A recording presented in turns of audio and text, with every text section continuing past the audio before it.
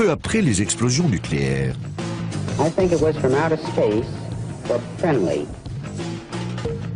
Selon cette théorie, les premiers ovnis sont des éclaireurs. Mais ils ne tardent pas à entrer en contact avec nos dirigeants et à conclure des accords avec eux. Ce serait là le début d'une conspiration internationale visant à dissimuler toute preuve de contact. Et la duperie continue. C'est en tout cas ce que pensent certains.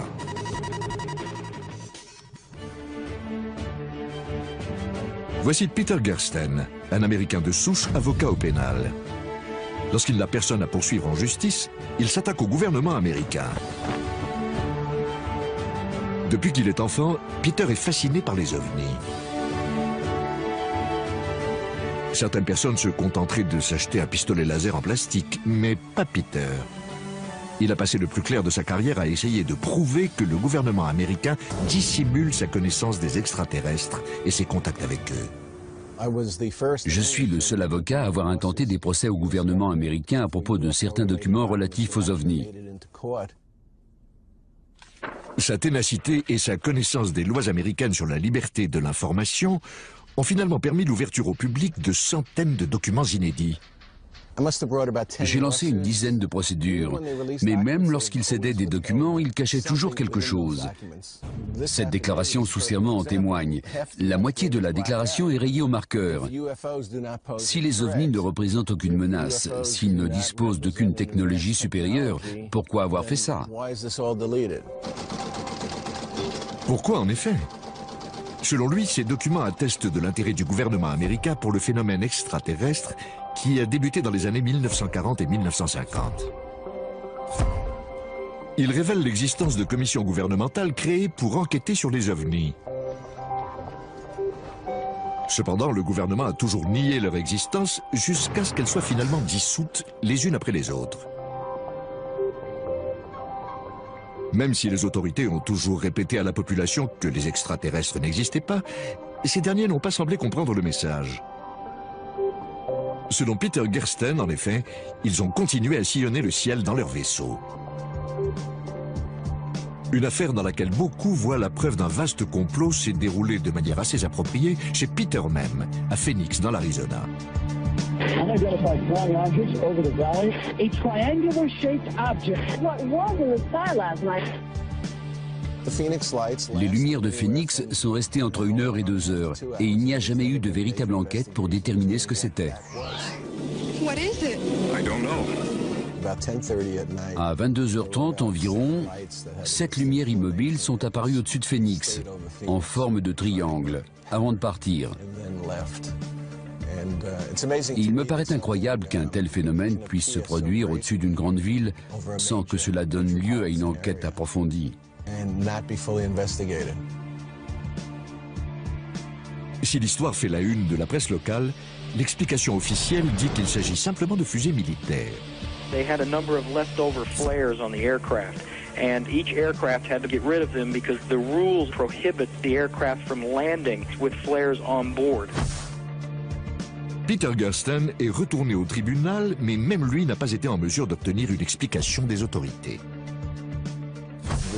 La loi sur la liberté de l'information est totalement inopérante. Tout ce qu'ils ont à faire, c'est de mener une simple enquête. Ils ont dit qu'ils en avaient fait une, mais qu'ils n'avaient rien trouvé. La Cour s'est contentée de ça. Alors, Peter Gersten a-t-il mis le doigt sur quelque chose ou bien a-t-il tout simplement besoin de vacances? Pour savoir si le gouvernement nous cache quelque chose, nous avons besoin d'un initié, de quelqu'un qui a vu des preuves de ses propres yeux. Si ça vous arrive, vous en parlez à qui? Vous ne pouvez pas en parler à votre famille, ni à votre meilleur ami.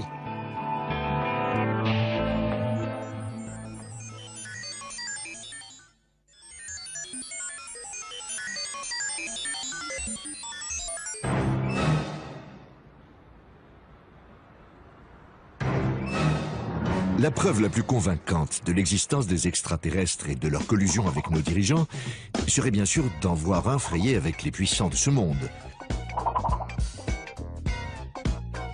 Rouler en limousine et se faire photographier avec des célébrités.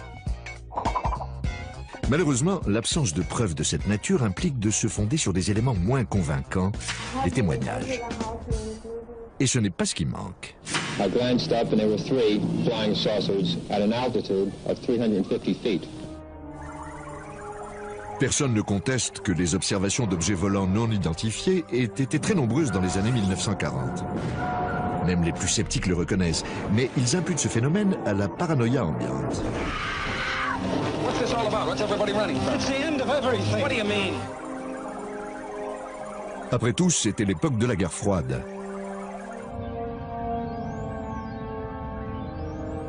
L'Occident et l'URSS se sont affrontés au moyen d'armes secrètes, d'avions espions et autres trouvailles. Pour beaucoup, c'est là la seule explication des observations d'OVNI. Nick Pope a mené une enquête officielle sur les signalements d'OVNI pour le gouvernement britannique. Et le moins que l'on puisse dire est qu'il n'est pas convaincu. Jusqu'à présent, rien ne permet de suggérer que les extraterrestres sont venus sur Terre. On entend souvent parler de complot et dire que le gouvernement nous dissimule la vérité sur les ovnis. Pour avoir dirigé des projets consacrés au phénomène pendant 4 ans, je peux vous affirmer catégoriquement que ces hypothèses ne reposent sur rien. Mais pour certains, plus le gouvernement dément et plus la duperie doit être importante. Ils préfèrent se tourner vers les gens qui prétendent avoir vu de leurs yeux les preuves d'un complot extraterrestre. Certains de ces témoins affirment avoir vu des preuves d'un complot machiavélique. Des ovnis avec des soldats qui tournent autour, des extraterrestres, ce genre de choses. Voici l'un d'entre eux. Clifford Stone a travaillé pendant 20 ans dans l'armée américaine. Il a passé le plus clair de son temps derrière un bureau, mais cela ne l'a pas empêché de vivre des choses intéressantes. Il prétend ainsi avoir participé à une opération ultra secrète. Son objectif, retrouver des satellites soviétiques tombés sur Terre.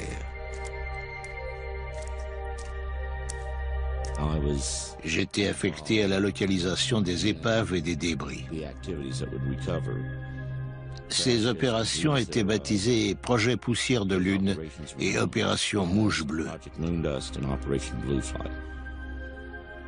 L'objectif était de récupérer les objets d'origine inconnue ou ayant résisté à une rentrée dans l'atmosphère terrestre.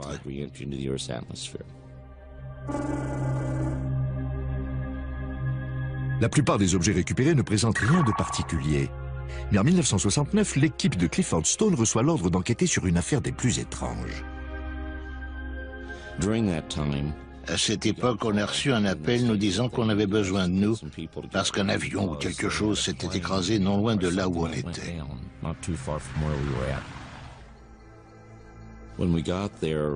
Quand on est arrivé, une personne que j'appellerai le colonel est venue vers moi et m'a dit « Allez chercher votre compteur Geiger. Prenez des mesures et tenez-moi au courant. »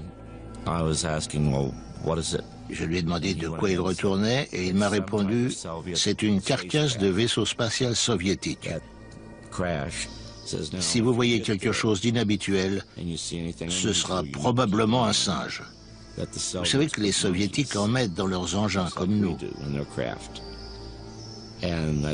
Donc, si vous voyez un corps, ne vous en faites pas, ce sera un singe. »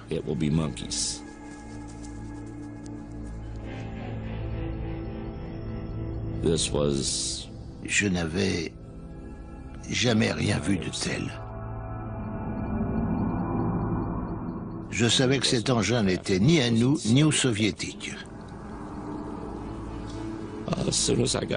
Quand je suis arrivé, j'ai vu une petite porte ouverte sur le côté et j'ai vu une créature étendue par terre.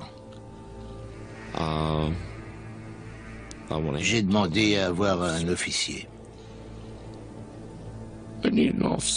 Je voulais voir un officier pour lui dire que quelque chose clochait. Et j'ai ajouté, ce n'est sûrement pas un singe.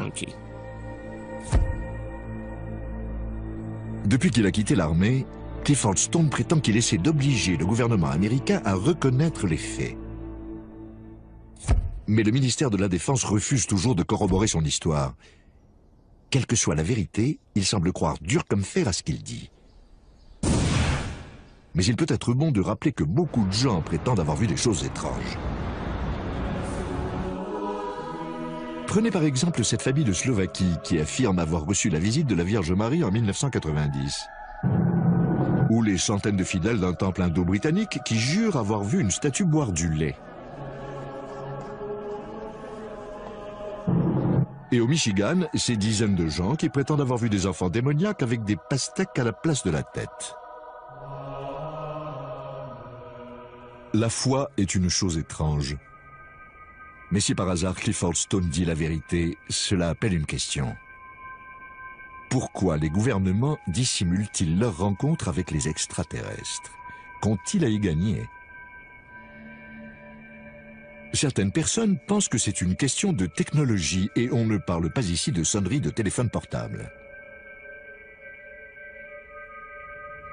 Richard Dolan est un écrivain qui enquête sur les complots gouvernementaux depuis plus de 10 ans.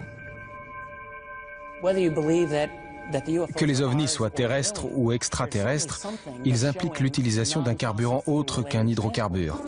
Des centaines de gens m'ont dit « l'objet s'est immobilisé au-dessus de ma tête avant de partir en silence comme un éclair ».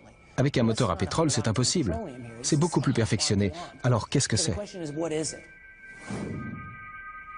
Si les engins extraterrestres utilisent une technologie qui nous est inconnue, quelle peut-elle être? Nous attendions la question. Tom Vallone fait partie d'un groupe de scientifiques qui tentent d'expliquer comment les vaisseaux extraterrestres peuvent traverser les galaxies. Si toutefois ils le font.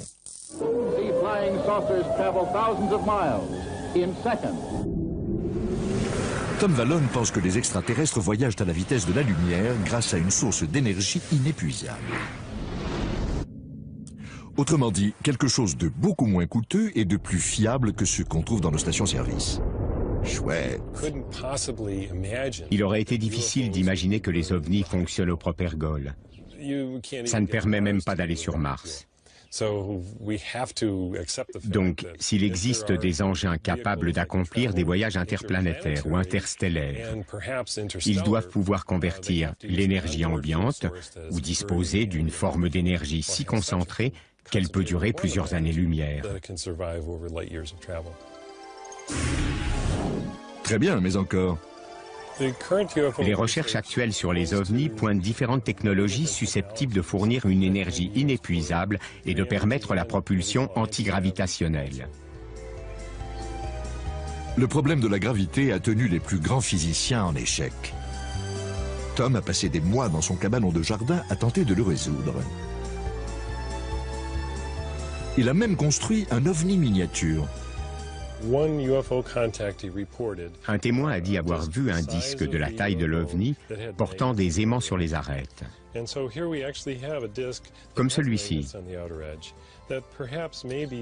On peut imaginer qu'il fonctionne au moyen d'un système d'aimants permanent ou quelque chose de ce genre.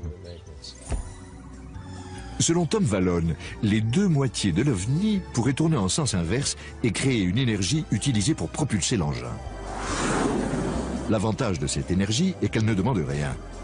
Nul besoin de brûler du carburant, c'est totalement dépassé. En fait, c'est une énergie tirée du néant. Vous comprenez maintenant pourquoi Tom planche encore dessus.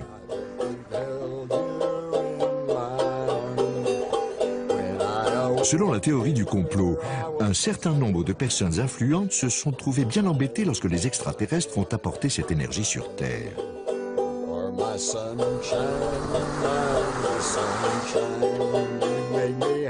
Certains, comme le journaliste Jim Marks, pensent que nos dirigeants ne voulaient pas que cette énergie inépuisable devienne accessible à tous.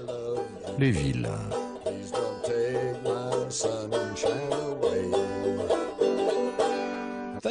Vous imaginez les conséquences de l'apparition d'une nouvelle source d'énergie qui remplacerait le gaz et le pétrole du jour au lendemain? L'industrie pétrolière, le Moyen-Orient et l'industrie automobile feraient faillite. Ce serait une véritable révolution pour la société. Dans une économie mondiale dominée par le pétrole, Jim Marrs pense que cette nouvelle forme d'énergie contrarierait de puissants intérêts économiques. Ces gens-là ne s'inquiètent pas de savoir si nous sommes au courant de l'existence des extraterrestres. Ce qui les inquiète, c'est que si nous le savons, nous sommes au courant de l'existence de technologies alternatives.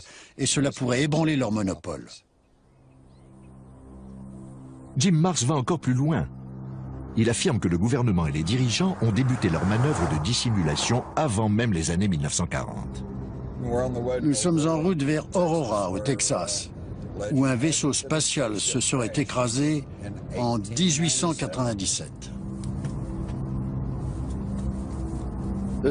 Voici la plaque commémorative de la Commission historique du Texas dont je vous parlais. Les plus vieilles tombes connues datent du début des années 1860.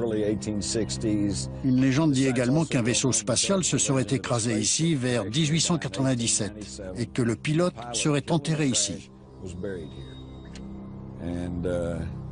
Ils disent que c'est une légende. La tombe est juste sous ce chêne, mais il n'y a aucune plaque. Donc j'imagine que je suis l'une des dernières personnes à connaître son emplacement exact. Maintenant que vous savez, il va probablement falloir vous tuer. C'est juste là. Quelqu'un a volé la plaque en 1973. On dit que c'est le gouvernement. Et j'ai des raisons de croire que c'est vrai parce qu'il y a quelque temps, j'ai rencontré une dame qui a grandi près de ce cimetière et qui m'a dit avoir rencontré des officiers fédéraux dans ce cimetière. Je lui ai dit « Ah oui ? C'était probablement en 1973. » Et elle m'a répondu « Non, c'était dans les années 1950, quand j'étais petite. »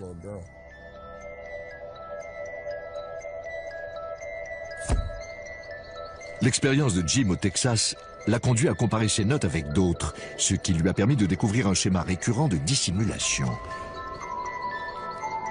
Vous vous demandiez quand est-ce qu'on en arriverait à parler des Men in Black? Eh bien, nous y voilà. Les gens qui ont vécu une expérience avec des ovnis reçoivent parfois la visite d'hommes étranges, en costume noir, qui leur demandent ce qu'ils ont vu exactement et qui leur suggèrent fortement de n'en parler à personne.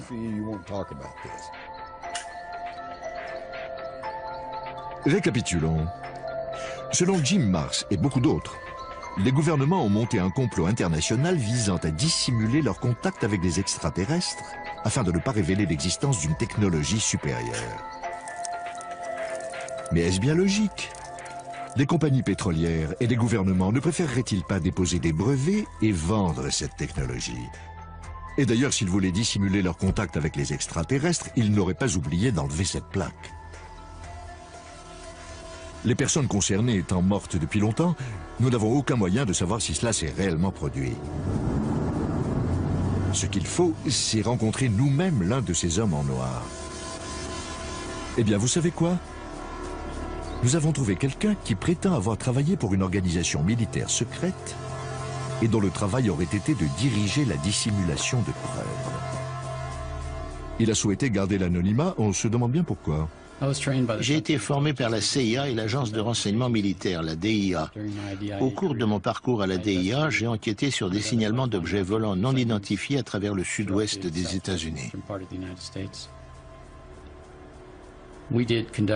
On a mené des opérations de contre-espionnage contre des personnes qui étaient sur le point d'apprendre la vérité sur les programmes confidentiels.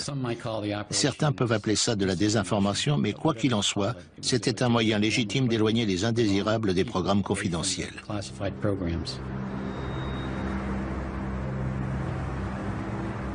Cet agent, soi-disant secret, n'a pas voulu nous dire pourquoi l'armée souhaitait cacher ses contacts avec les extraterrestres.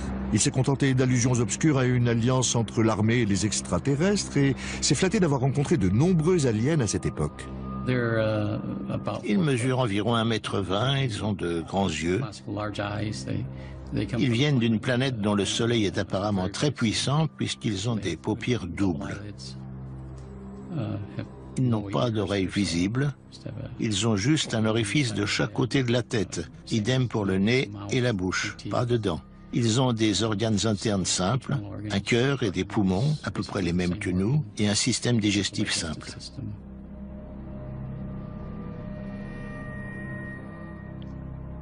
Je ne vais pas parler de ça. Il y a beaucoup de choses que j'aimerais mieux ne pas savoir. Et voilà, un agent secret qui demande à se faire interviewer et qui refuse de nous donner des preuves pour étayer ses allégations. D'ailleurs, on n'en a trouvé aucune. Mais s'il a fait ce qu'il prétend, comment fait-il pour dormir la nuit? Je n'ai pas de problème de conscience. Tout ce que j'ai fait au service du gouvernement, la désinformation, c'était légitime. Les opérations que j'ai menées étaient légales. J'ai fait mon travail et je l'ai bien fait. Ils n'ont pas de statut. Ils n'ont pas d'existence officielle au sein de la société. Ces agents chargés d'enquêter sur les phénomènes extraterrestres, ils sont à l'extérieur. D'accord. L'agent X dit peut-être la vérité. Si tel est le cas, nous tenons un scoop. Quand les dissimulations ont-elles commencé? Les extraterrestres ne sont peut-être pas arrivés dans les années 1940, ni dans les années 1890. Peut-être sont-ils là depuis longtemps, très longtemps, et si cela se trouve, ils dirigent le monde depuis la nuit des temps. Le moins qu'on puisse dire est qu'ils sont très discrets. Les gens se moquent en disant que c'est impossible. Eh bien qu'ils se moquent. Mais quand on s'intéresse à ce qui se passe dans le monde, c'est un phénomène qu'on ne peut pas négliger parce qu'il y a bien quelque chose.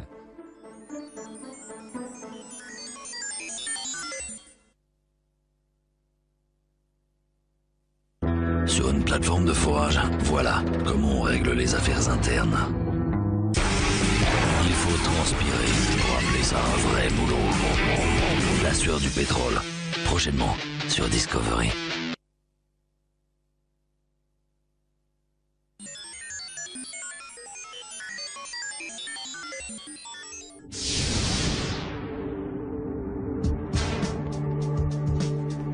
Des commissions gouvernementales secrètes ont donc enquêté sur la présence d'OVNI dans le ciel.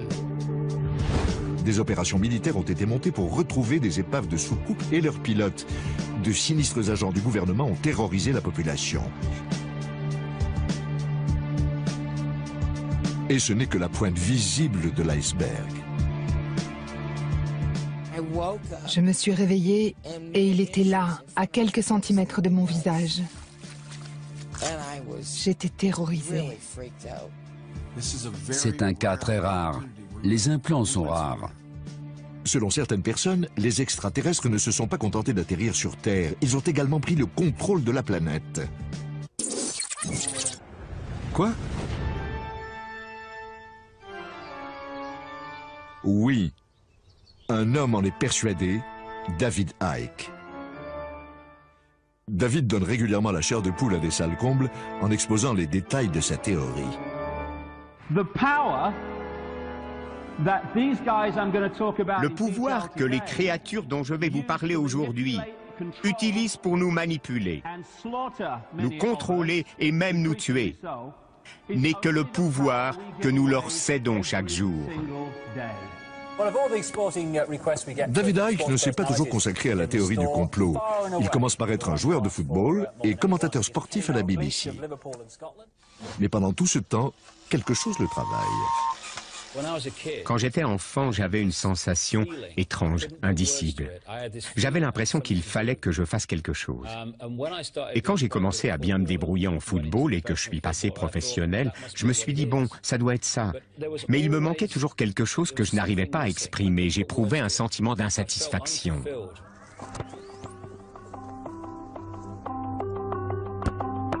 Quand David regarde le monde, il trouve que quelque chose ne tourne pas rond. Il n'arrive pas à savoir ce que c'est, mais quelque chose ne va pas.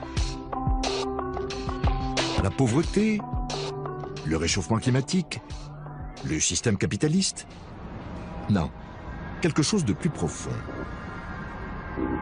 Il découvre que les anomalies de ce monde peuvent s'expliquer par la prise du contrôle de notre planète par une poignée d'hommes sans pitié. Ce groupe obscur serait composé de familles qui exercent un contrôle absolu sur la politique mondiale et l'économie. Son nom, les Illuminati. Le nom Illuminati veut dire les initiés, ce qui est assez approprié, puisqu'ils sont dépositaires de connaissances qu'ils cachent au reste du monde. David Icke est convaincu que ces individus ne sont pas des tyrans ordinaires, ivres de pouvoir. Non.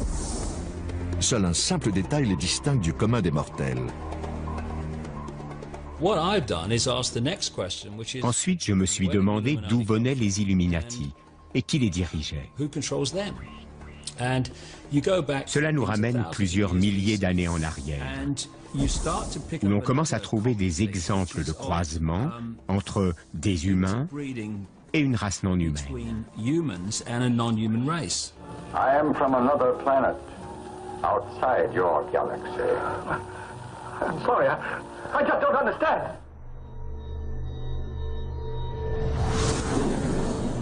David Icke prétend que des extraterrestres sont arrivés voilà plusieurs milliers d'années et se sont reproduits avec les familles dirigeantes des sociétés primitives, donnant naissance à des hybrides. Ces hybrides et leurs descendants contrôlent la planète et tout ce qui vit dessus. Plus effrayant encore, David affirme qu'ils se cachent parmi nous, vivent plusieurs centaines d'années et mangent de la chair humaine. Personne n'est parfait.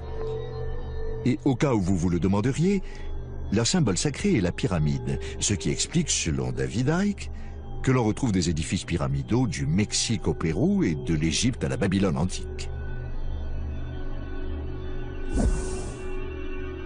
Comment connaissons-nous leur existence? À en croire David Icke, ces sociétés secrètes communiquent à l'aide de codes, en utilisant la représentation de la pyramide sacrée.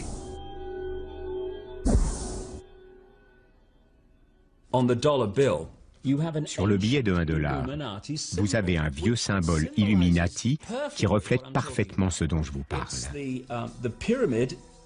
Il s'agit d'une structure pyramidale surmontée d'un œil qui représente les Illuminati, qui dissimulent leur savoir au reste de la population.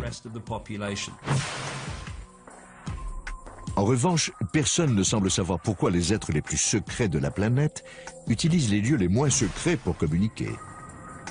De tels détails n'ont pas empêché David Icke de vendre plusieurs milliers de livres, bien que le sens qu'il donne au terme Illuminati soit contesté.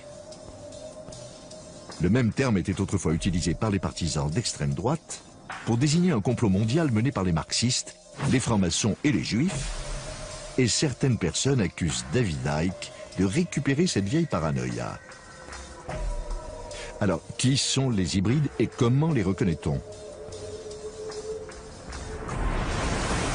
Il semblerait que George Bush et Tony Blair en soient, de même que la reine d'Angleterre, comme si ses origines allemandes ne suffisaient pas. Tous trois seraient des descendants des premiers hybrides extraterrestres. En fait, les familles Illuminati sont les représentantes génétiques des dieux reptiles sur notre planète. Des reptiles? Eh oui, ce n'est pas à la reine d'Angleterre que ressemblaient les extraterrestres arrivés sur Terre autrefois, mais à des reptiles. Et même lorsqu'ils se sont reproduits plus tard, leurs gènes reptiliens n'ont pas disparu.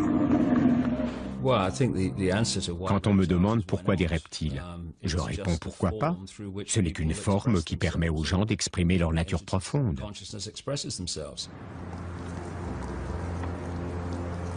Les Illuminati cachent leur vraie nature sous une forme humaine, mais de temps à autre, en dépit de leurs efforts, le reptile qui est en eux prend le dessus et les masques tombent.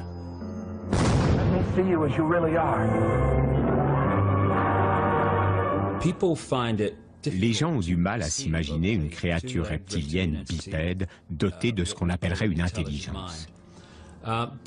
Mais j'ai rencontré des centaines et des centaines de personnes dans les 40 pays et plus où j'ai enquêté, et elles m'ont toutes raconté avoir vu des gens, souvent des personnes influentes, mais pas toujours, prendre une forme reptilienne, puis reprendre forme humaine. Des fois, ça ne dure que quelques secondes, parfois plus longtemps. La théorie de David Icke l'a rendu célèbre auprès des adeptes de la théorie du complot, mais certains ufologues plus classiques sont dubitatifs. pour avoir travaillé dans la communication et les relations publiques. Je ne suis pas sûr de me faire des amis et de convaincre les gens si je dis que la reine d'Angleterre est un vieux reptile cannibale de 200 ans. Quelle que soit la vérité, il ne fait aucun doute que David Icke instrumentalise le sentiment qu'ont souvent les gens de ne pas contrôler leur vie ni la société. Cependant, il est peu probable que l'idée d'un monde gouverné par des lézards apaise ses peurs. La théorie de David Icke, selon laquelle les reptiles contrôlent la planète, a eu un effet notable. Là où ils voyaient des petits hommes verts il y a 20 ou 30 ans, les gens voient désormais des lézards.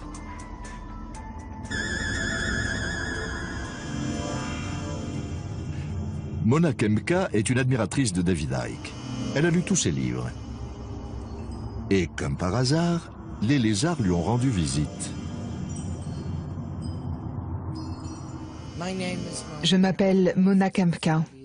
J'ai 55 ans. Je suis infirmière psychiatrique depuis 30 ans. Je vis seule depuis 10 ans.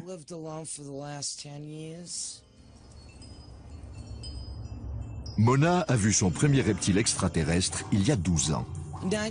En 1994, un reptoïde est apparu dans mon salon. 1,90 m, la taille fine, des pattes musclées et très longues. Il aurait pu tuer 5 hommes d'un seul coup. Je dormais parce que j'avais travaillé la nuit précédente.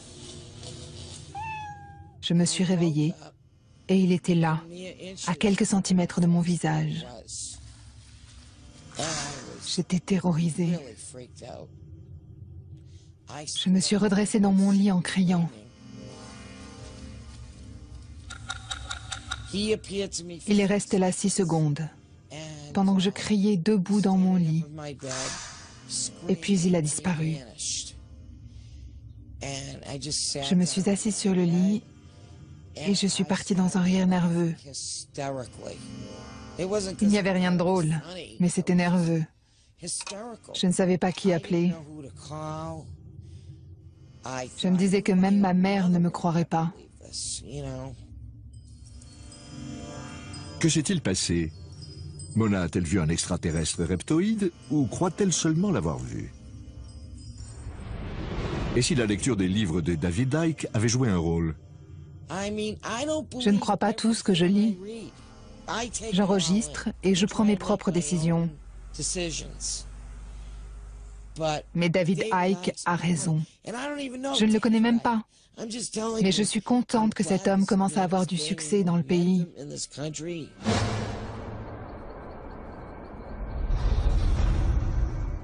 Une preuve matérielle aiderait à nous convaincre. Par exemple, un vieux bout de peau de lézard qui traîne.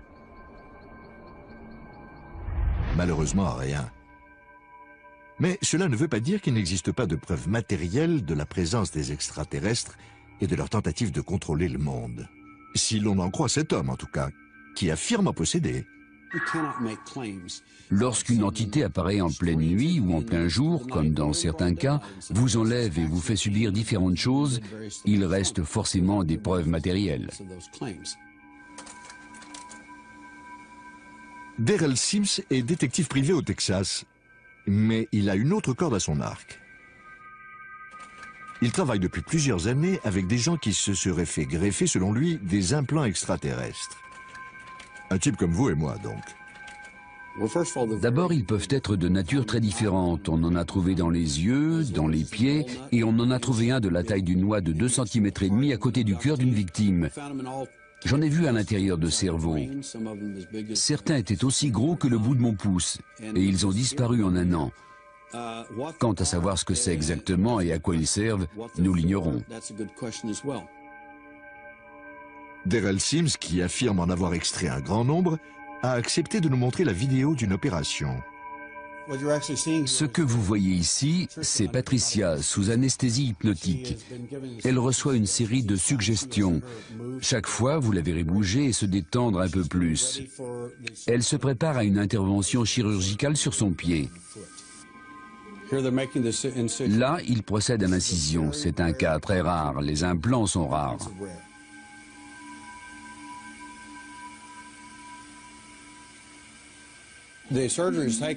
L'opération dure plus d'1 heure. Il n'arrive pas à trouver l'objet qu'il voyait si bien au rayon X.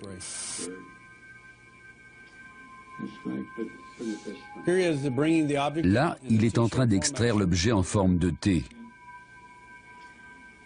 Ils ont trouvé du carotène autour de ces objets très durs, très résistants. Il n'y a aucun signe de réponse inflammatoire. En d'autres termes, l'objet n'est pas considéré par l'organisme, en l'occurrence celui de Patricia, comme un corps étranger.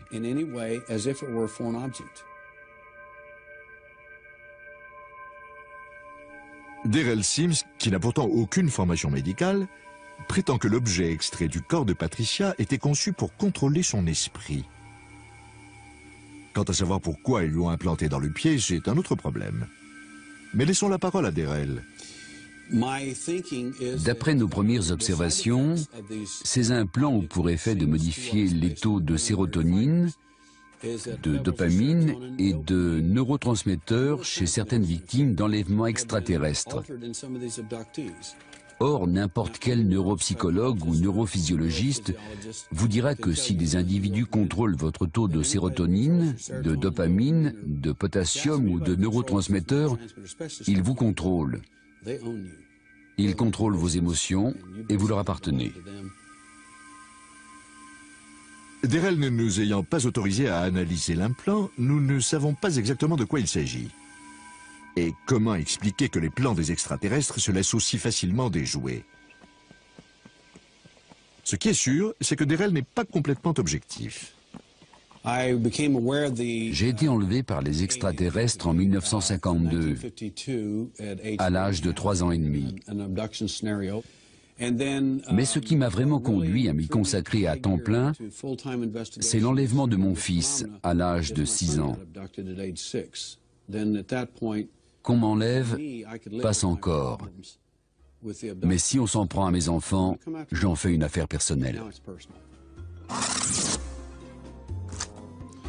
Des dieux reptiles qui instrumentalisent notre méfiance et nos peurs, des implants extraterrestres qui contrôlent nos esprits, des familles hybrides à la tête du monde, mince alors. Reste une question. Pourquoi certains voient-ils des extraterrestres et pas d'autres?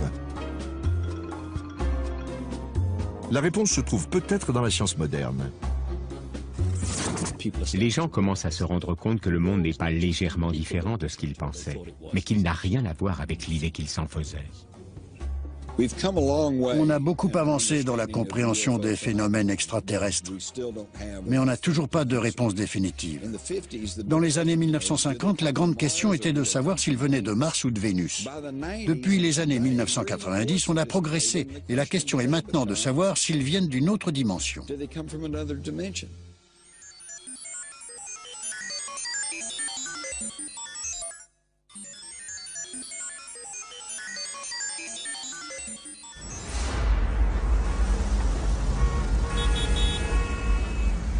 Les plus sceptiques d'entre nous ne croiront jamais que les extraterrestres contrôlent la planète sans preuve formelle.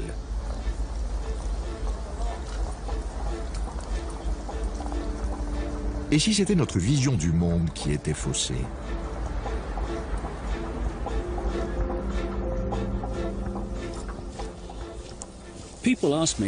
Les gens me disent, si ces créatures reptiliennes existent, pourquoi est-ce qu'on ne les voit pas? C'est une question de fréquence. Par exemple, si j'allume cette radio, je peux capter une station. Mais si je tourne la molette, je tombe sur une autre station. Celle que j'ai quittée n'a pas cessé d'exister pour autant. Elle continue à émettre, mais je n'y suis plus branché.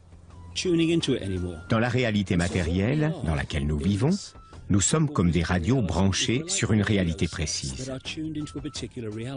Ces entités reptiliennes et d'autres semblent avoir la faculté de se déplacer d'une dimension à l'autre.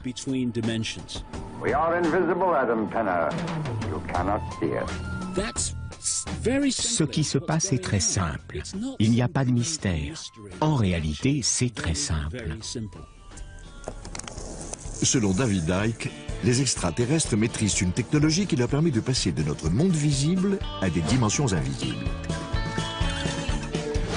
C'est pratique, mais pourquoi s'arrêter là? On pourrait aussi bien affirmer que ces dimensions hébergent des créatures étranges, des fantômes, des loups-garous, Elvis, sans que personne ne puisse le réfuter. On serait donc tenté de croire que c'est la plus folle de toutes les théories du complot. Détrompez-vous. Nick Bostrom est professeur de philosophie à l'université d'Oxford. En d'autres termes, il gamberge beaucoup.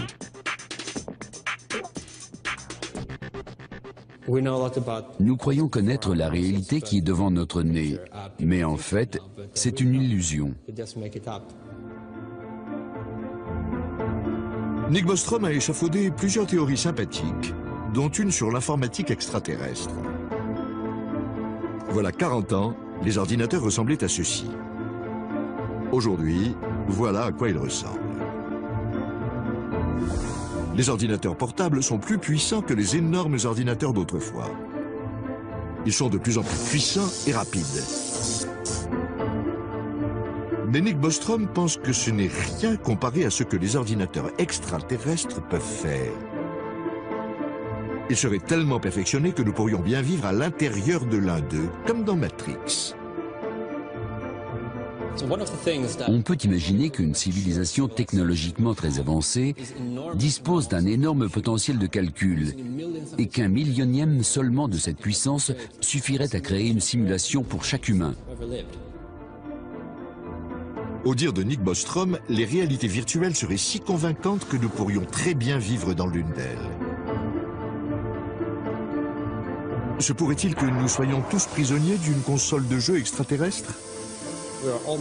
Il est presque certain que nous vivons dans une simulation informatique, ce qui implique que le monde que nous voyons autour de nous, les expériences que nous vivons et tout ce que nous faisons se déroulent dans une réalité virtuelle gérée par un ordinateur conçu par une civilisation disposant d'une technologie très supérieure.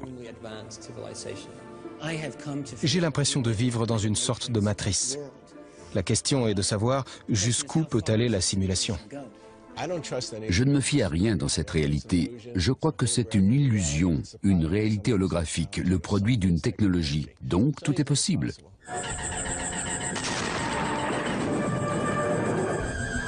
Nous voilà bien. Il y a un siècle, les gens redoutaient que les extraterrestres ne quittent leur planète pour conquérir la nôtre. Une crainte qui a donné naissance à des théories du complot alambiquées impliquant l'armée ou le gouvernement. Il a même été prétendu que les extraterrestres s'étaient reproduits avec des humains et s'envoyaient des messages secrets. Aujourd'hui, il s'avère que toutes les enquêtes menées sur ces complots ont été du temps perdu. Car la planète Terre et tout ce qui se trouve dessus, toute notre réalité en fait, ne pourrait bien être que le décor d'un jeu vidéo extraterrestre. Ils n'ont pas eu besoin de se déplacer pour nous conquérir. Ils nous ont fait venir. Alors souriez, parce que quelque part dans une autre galaxie, quelque chose vous observe.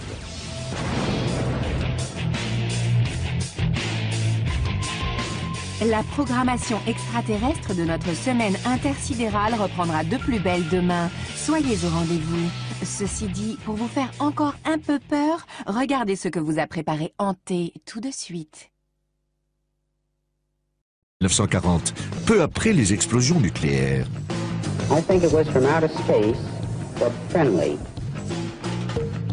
Selon cette théorie, les premiers ovnis sont des éclaireurs. Mais ils ne tardent pas à entrer en contact avec nos dirigeants et à conclure des accords avec eux. Ce serait là le début d'une conspiration internationale visant à dissimuler toute preuve de contact. Et la duperie continue. C'est en tout cas ce que pensent certains.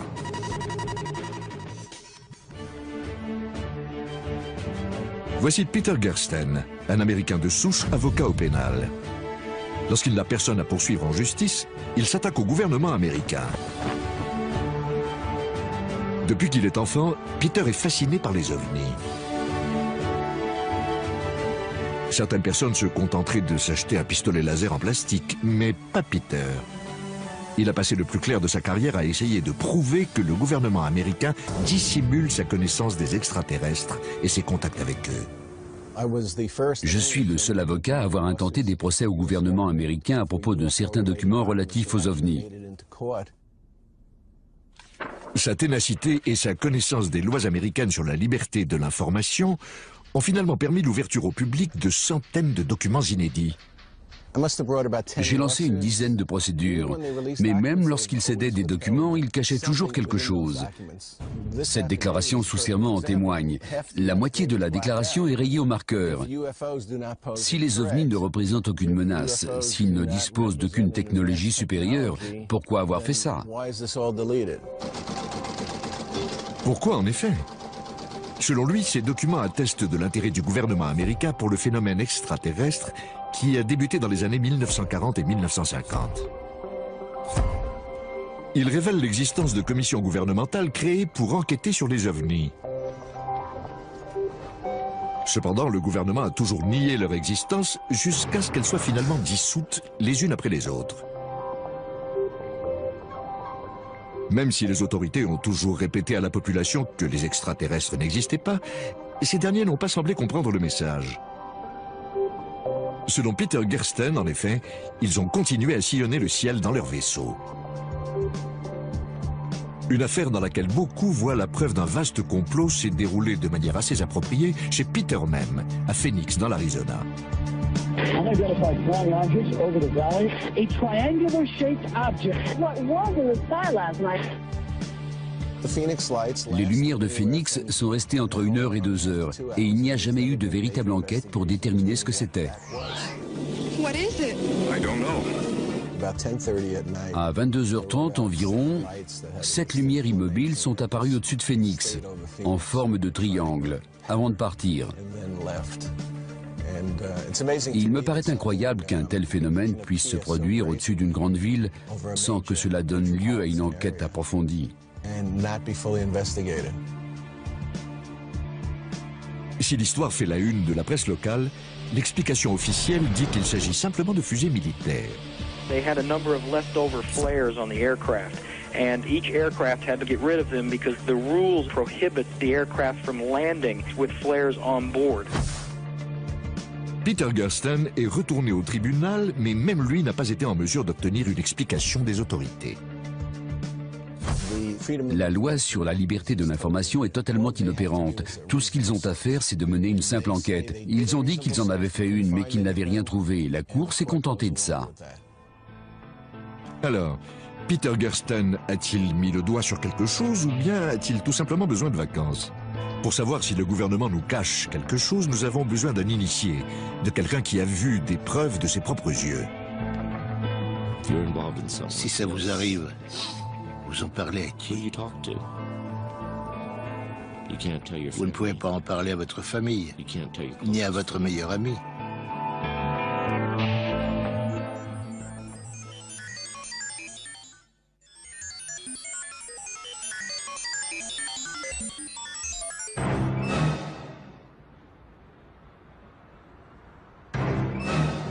La preuve la plus convaincante de l'existence des extraterrestres et de leur collusion avec nos dirigeants serait bien sûr d'en voir un frayer avec les puissants de ce monde.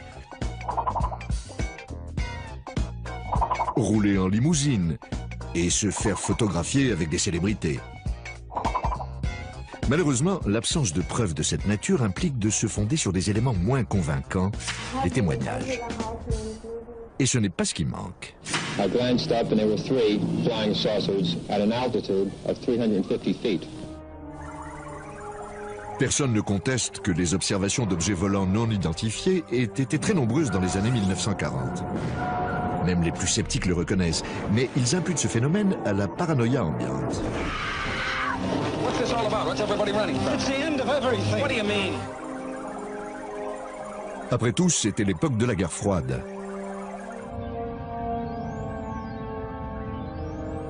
L'Occident et l'URSS se sont affrontés au moyen d'armes secrètes, d'avions espions et autres trouvailles. Pour beaucoup, c'est là la seule explication des observations d'OVNI.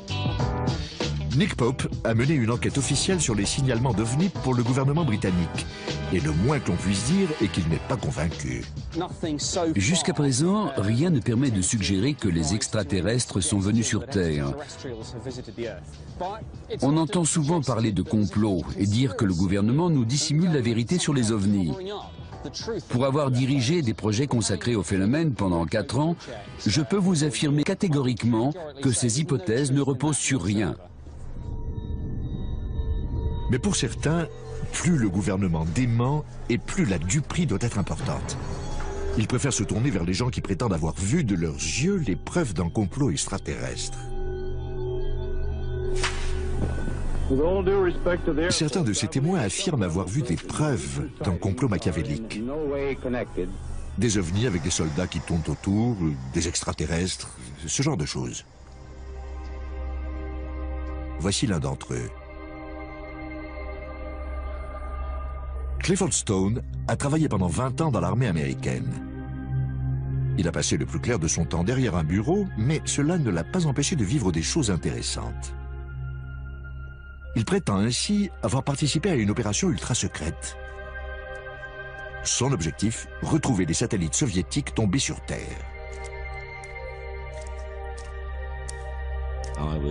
J'étais affecté à la localisation des épaves et des débris. Ces opérations étaient baptisées Projet Poussière de Lune et Opération Mouche Bleue. L'objectif était de récupérer les objets d'origine inconnue ou ayant résisté à une rentrée dans l'atmosphère terrestre.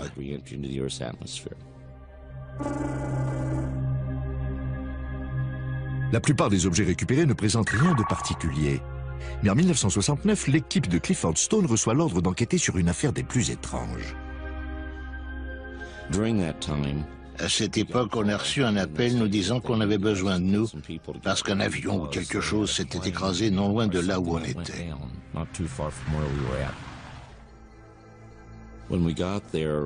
Quand on est arrivé, une personne que j'appellerai le colonel est venue vers moi et m'a dit «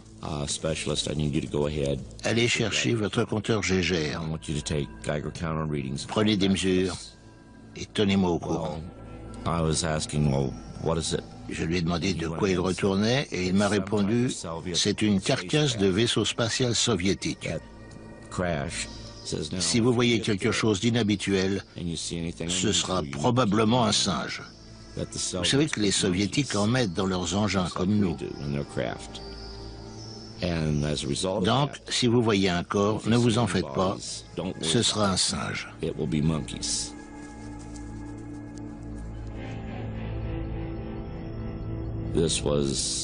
Je n'avais jamais rien vu de tel. Je savais que cet engin n'était ni à nous, ni aux soviétiques. Quand je suis arrivé, j'ai vu une petite porte ouverte sur le côté et j'ai vu une créature étendue par terre. J'ai demandé à voir un officier. Je voulais voir un officier pour lui dire que quelque chose clochait. Et j'ai ajouté, ce n'est sûrement pas un singe. Depuis qu'il a quitté l'armée, Clifford Stone prétend qu'il essaie d'obliger le gouvernement américain à reconnaître les faits. Mais le ministère de la Défense refuse toujours de corroborer son histoire. Quelle que soit la vérité, il semble croire dur comme fer à ce qu'il dit. Mais il peut être bon de rappeler que beaucoup de gens prétendent avoir vu des choses étranges. Prenez par exemple cette famille de Slovaquie qui affirme avoir reçu la visite de la Vierge Marie en 1990. Ou les centaines de fidèles d'un temple indo-britannique qui jurent avoir vu une statue boire du lait. Et au Michigan, ces dizaines de gens qui prétendent avoir vu des enfants démoniaques avec des pastèques à la place de la tête. La foi est une chose étrange. Mais si par hasard Clifford Stone dit la vérité, cela appelle une question. Pourquoi les gouvernements dissimulent-ils leur rencontre avec les extraterrestres? Qu'ont-ils à y gagner? Certaines personnes pensent que c'est une question de technologie et on ne parle pas ici de sonnerie de téléphone portable. Richard Dolan est un écrivain qui enquête sur les complots gouvernementaux depuis plus de 10 ans. Que les ovnis soient terrestres ou extraterrestres, ils impliquent l'utilisation d'un carburant autre qu'un hydrocarbure. Des centaines de gens m'ont dit « l'objet s'est immobilisé au-dessus de ma tête avant de partir en silence comme un éclair ». Avec un moteur à pétrole, c'est impossible. C'est beaucoup plus perfectionné. Alors qu'est-ce que c'est?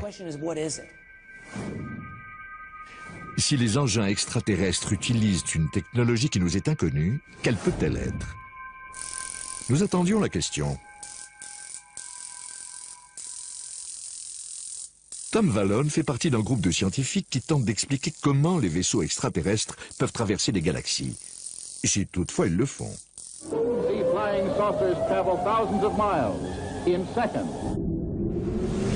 Tom Vallone pense que les extraterrestres voyagent à la vitesse de la lumière grâce à une source d'énergie inépuisable.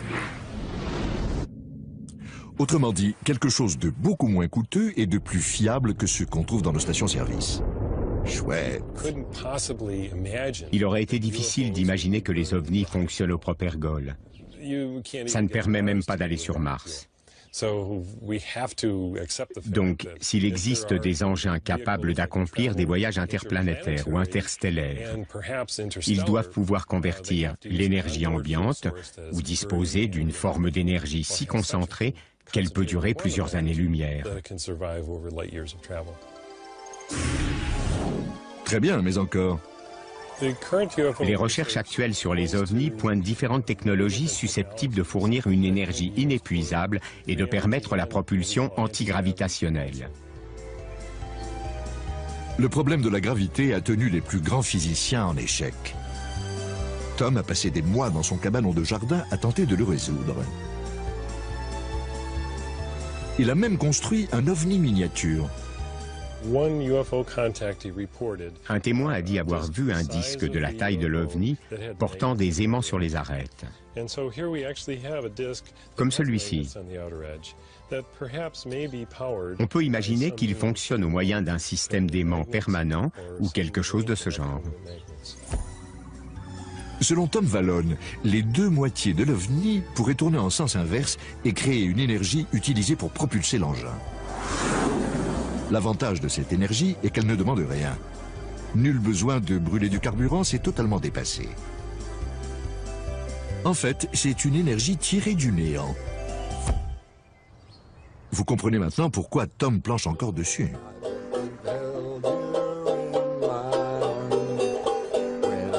Selon la théorie du complot, un certain nombre de personnes influentes se sont trouvées bien embêtées lorsque les extraterrestres ont apporté cette énergie sur Terre.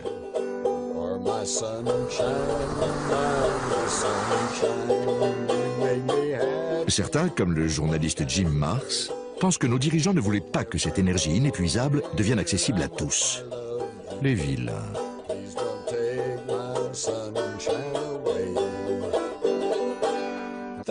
Vous imaginez les conséquences de l'apparition d'une nouvelle source d'énergie qui remplacerait le gaz et le pétrole du jour au lendemain? L'industrie pétrolière, le Moyen-Orient et l'industrie automobile feraient faillite. Ce serait une véritable révolution pour la société. Dans une économie mondiale dominée par le pétrole, Jim Marrs pense que cette nouvelle forme d'énergie contrarierait de puissants intérêts économiques. Ces gens-là ne s'inquiètent pas de savoir si nous sommes au courant de l'existence des extraterrestres. Ce qui les inquiète, c'est que si nous le savons, nous sommes au courant de l'existence de technologies alternatives. Et cela pourrait ébranler leur monopole. Jim Marrs va encore plus loin. Il affirme que le gouvernement et les dirigeants ont débuté leur manœuvre de dissimulation avant même les années 1940. Nous sommes en route vers Aurora, au Texas, où un vaisseau spatial se serait écrasé en 1897. Voici la plaque commémorative de la Commission historique du Texas dont je vous parlais. Les plus vieilles tombes connues datent du début des années 1860. Une légende dit également qu'un vaisseau spatial se serait écrasé ici vers 1897 et que le pilote serait enterré ici.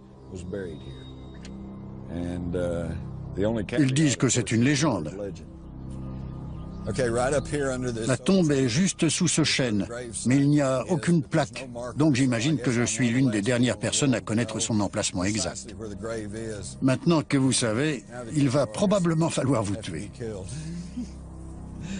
C'est juste là. Quelqu'un a volé la plaque en 1973. On dit que c'est le gouvernement.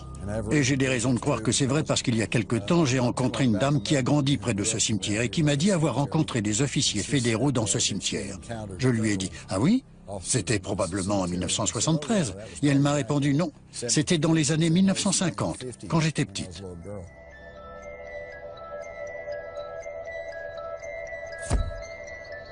L'expérience de Jim au Texas l'a conduit à comparer ses notes avec d'autres, ce qui lui a permis de découvrir un schéma récurrent de dissimulation. Vous vous demandiez quand est-ce qu'on en arriverait à parler des Men in Black? Eh bien, nous y voilà. Les gens qui ont vécu une expérience avec des ovnis reçoivent parfois la visite d'hommes étranges, en costume noir, qui leur demandent ce qu'ils ont vu exactement et qui leur suggèrent fortement de n'en parler à personne.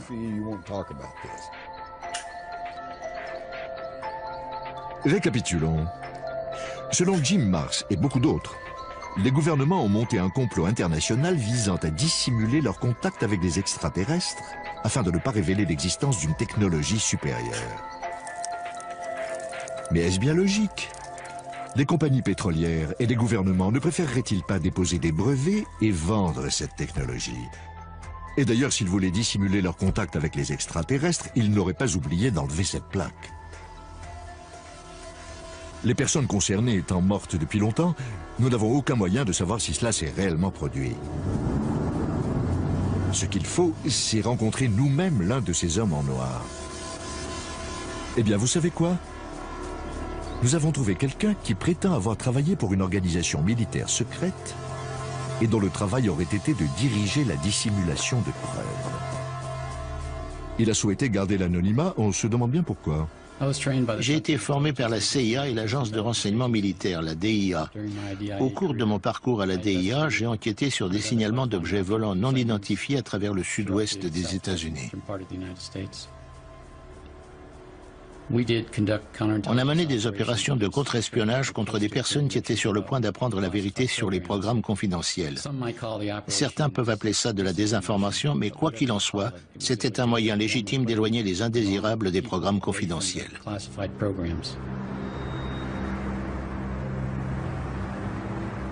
Cet agent, soi-disant secret, n'a pas voulu nous dire pourquoi l'armée souhaitait cacher ses contacts avec les extraterrestres. Il s'est contenté d'allusions obscures à une alliance entre l'armée et les extraterrestres et s'est flatté d'avoir rencontré de nombreux aliens à cette époque. Ils mesurent environ 1,20 m, ils ont de grands yeux. Ils viennent d'une planète dont le soleil est apparemment très puissant puisqu'ils ont des paupières doubles. Ils n'ont pas d'oreilles visibles, ils ont juste un orifice de chaque côté de la tête, idem pour le nez et la bouche, pas de dents.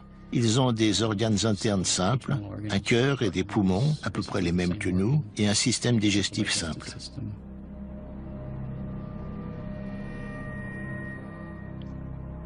Je ne vais pas parler de ça. Il y a beaucoup de choses que j'aimerais mieux ne pas savoir. Et voilà, un agent secret qui demande à se faire interviewer et qui refuse de nous donner des preuves pour étayer ses allégations. D'ailleurs, on n'en a trouvé aucune. Mais s'il a fait ce qu'il prétend, comment fait-il pour dormir la nuit? Je n'ai pas de problème de conscience. Tout ce que j'ai fait au service du gouvernement, la désinformation, c'était légitime. Les opérations que j'ai menées étaient légales. J'ai fait mon travail et je l'ai bien fait. Ils n'ont pas de statut. Ils n'ont pas d'existence officielle au sein de la société. Ces agents chargés d'enquêter sur les phénomènes extraterrestres, ils sont à l'extérieur. D'accord, l'agent X dit peut-être la vérité. Si tel est le cas, nous tenons un scoop. Quand les dissimulations ont-elles commencé? Les extraterrestres ne sont peut-être pas arrivés dans les années 1940, ni dans les années 1890. Peut-être sont-ils là depuis longtemps, très longtemps, et si cela se trouve, ils dirigent le monde depuis la nuit des temps. Le moins qu'on puisse dire est qu'ils sont très discrets. Les gens se moquent en disant que c'est impossible, et bien qu'ils se moquent. Mais quand on s'intéresse à ce qui se passe dans le monde, c'est un phénomène qu'on ne peut pas négliger parce qu'il y a bien quelque chose.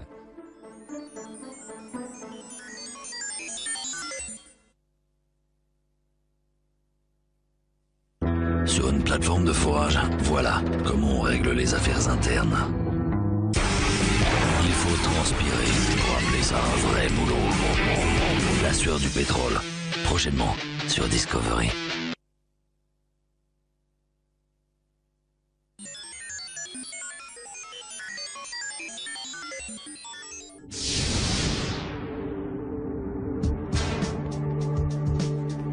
Des commissions gouvernementales secrètes ont donc enquêté sur la présence d'OVNI dans le ciel. Des opérations militaires ont été montées pour retrouver des épaves de soucoupes et leurs pilotes. De sinistres agents du gouvernement ont terrorisé la population. Et ce n'est que la pointe visible de l'iceberg. Je me suis réveillée et il était là, à quelques centimètres de mon visage. J'étais terrorisée. C'est un cas très rare. Les implants sont rares. Selon certaines personnes, les extraterrestres ne se sont pas contentés d'atterrir sur Terre. Ils ont également pris le contrôle de la planète. Quoi? Oui. Un homme en est persuadé, David Icke. David donne régulièrement la chair de poule à des salles combles en exposant les détails de sa théorie. Le pouvoir que les créatures dont je vais vous parler aujourd'hui utilisent pour nous manipuler, nous contrôler et même nous tuer, n'est que le pouvoir que nous leur cédons chaque jour. David Icke ne s'est pas toujours consacré à la théorie du complot. Il commence par être un joueur de football et commentateur sportif à la BBC. Mais pendant tout ce temps, quelque chose le travaille. Quand j'étais enfant, j'avais une sensation étrange, indicible. J'avais l'impression qu'il fallait que je fasse quelque chose.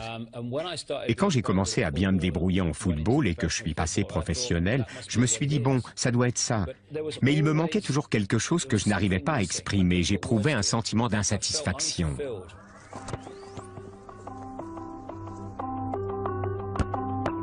Quand David regarde le monde, il trouve que quelque chose ne tourne pas rond. Il n'arrive pas à savoir ce que c'est, mais quelque chose ne va pas. La pauvreté, le réchauffement climatique, le système capitaliste? Non, quelque chose de plus profond. Il découvre que les anomalies de ce monde peuvent s'expliquer par la prise du contrôle de notre planète par une poignée d'hommes sans pitié. Ce groupe obscur serait composé de familles qui exercent un contrôle absolu sur la politique mondiale et l'économie. Son nom, les Illuminati.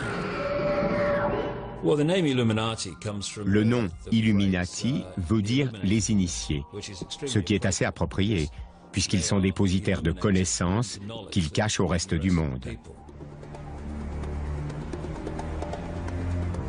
David Icke est convaincu que ces individus ne sont pas des tyrans ordinaires, ivres de pouvoir.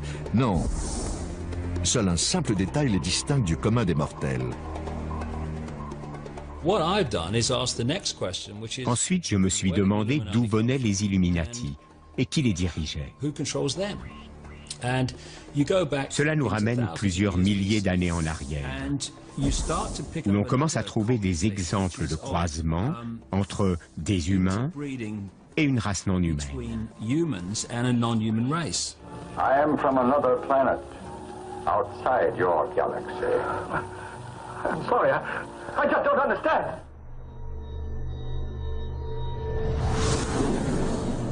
David Icke prétend que des extraterrestres sont arrivés voilà plusieurs milliers d'années et se sont reproduits avec les familles dirigeantes des sociétés primitives, donnant naissance à des hybrides.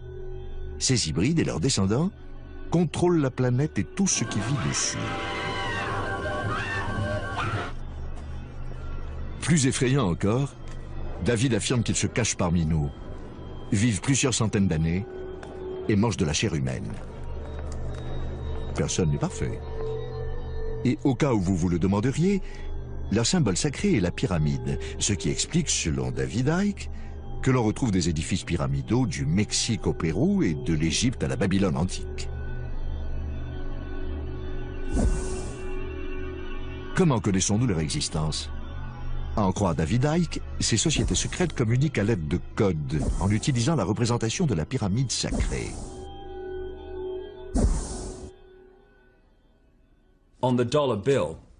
Sur le billet de $1, vous avez un vieux symbole Illuminati qui reflète parfaitement ce dont je vous parle. Il s'agit d'une structure pyramidale surmontée d'un œil qui représente les Illuminati, qui dissimulent leur savoir au reste de la population. En revanche, personne ne semble savoir pourquoi les êtres les plus secrets de la planète utilisent les lieux les moins secrets pour communiquer. De tels détails n'ont pas empêché David Icke de vendre plusieurs milliers de livres, bien que le sens qu'il donne au terme Illuminati soit contesté.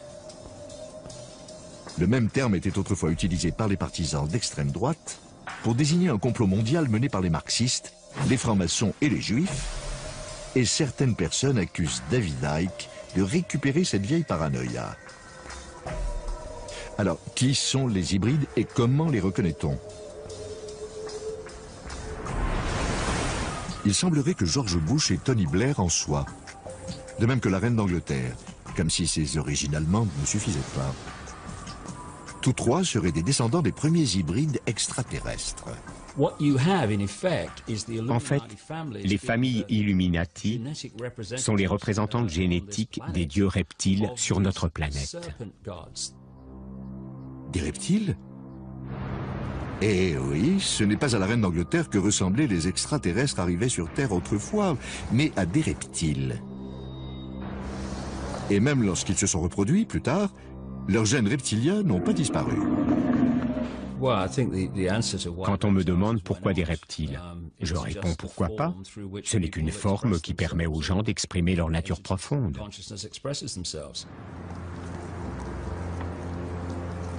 Les Illuminati cachent leur vraie nature sous une forme humaine, mais de temps à autre, en dépit de leurs efforts, le reptile qui est en eux prend le dessus et les masques tombent.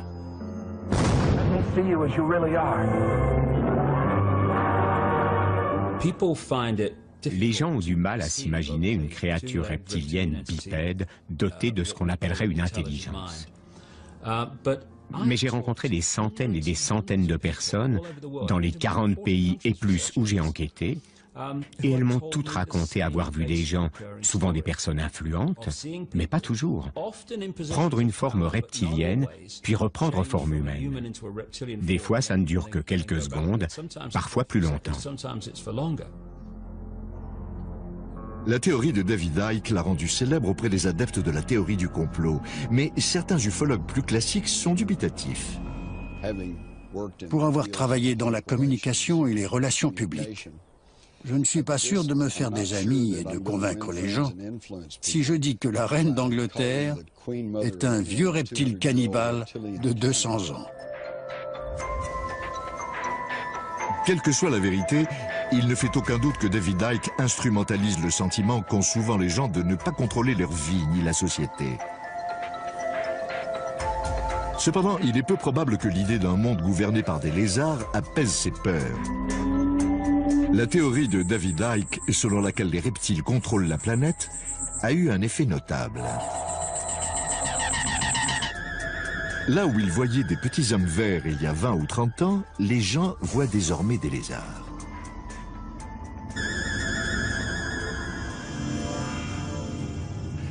Mona Kemka est une admiratrice de David Icke.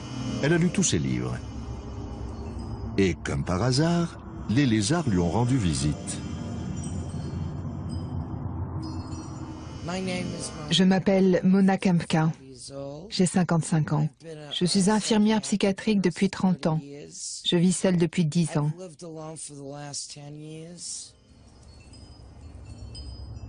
Mona a vu son premier reptile extraterrestre il y a 12 ans. En 1994, un reptoïde est apparu dans mon salon. 1,90 m, la taille fine, des pattes musclées et très longues. Il aurait pu tuer 5 hommes d'un seul coup. Je dormais parce que j'avais travaillé la nuit précédente. Je me suis réveillée et il était là, à quelques centimètres de mon visage. J'étais terrorisée. Je me suis redressée dans mon lit en criant. Il est resté là 6 secondes, pendant que je criais debout dans mon lit.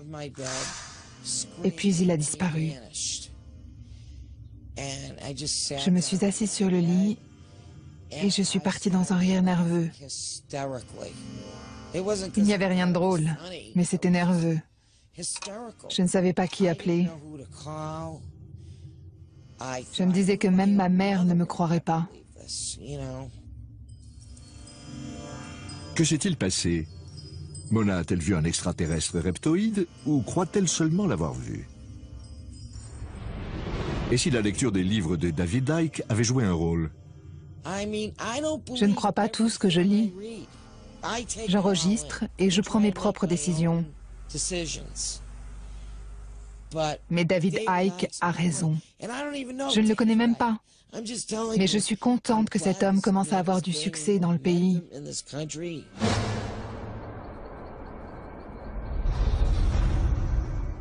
Une preuve matérielle aiderait à nous convaincre. Par exemple, un vieux bout de peau de lézard qui traîne. Malheureusement, rien. Mais cela ne veut pas dire qu'il n'existe pas de preuves matérielles de la présence des extraterrestres et de leur tentative de contrôler le monde. Si l'on en croit cet homme, en tout cas, qui affirme en posséder. Lorsqu'une entité apparaît en pleine nuit ou en plein jour, comme dans certains cas, vous enlève et vous fait subir différentes choses, il reste forcément des preuves matérielles. Daryl Sims est détective privé au Texas, mais il a une autre corde à son arc. Il travaille depuis plusieurs années avec des gens qui se seraient fait greffer, selon lui, des implants extraterrestres. Un type comme vous et moi, donc.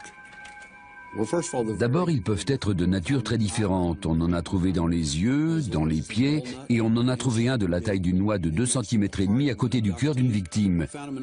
J'en ai vu à l'intérieur de cerveaux. Certains étaient aussi gros que le bout de mon pouce, et ils ont disparu en un an.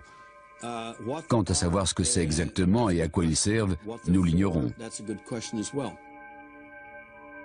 Daryl Sims, qui affirme en avoir extrait un grand nombre, a accepté de nous montrer la vidéo d'une opération. Ce que vous voyez ici, c'est Patricia sous anesthésie hypnotique. Elle reçoit une série de suggestions. Chaque fois, vous la verrez bouger et se détendre un peu plus. Elle se prépare à une intervention chirurgicale sur son pied. Là, il procède à l'incision. C'est un cas très rare. Les implants sont rares.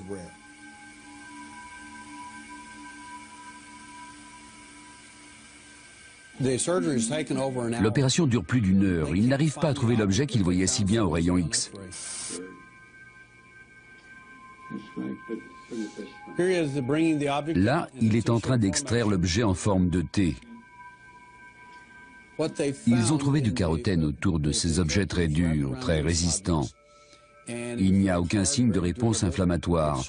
En d'autres termes, l'objet n'est pas considéré par l'organisme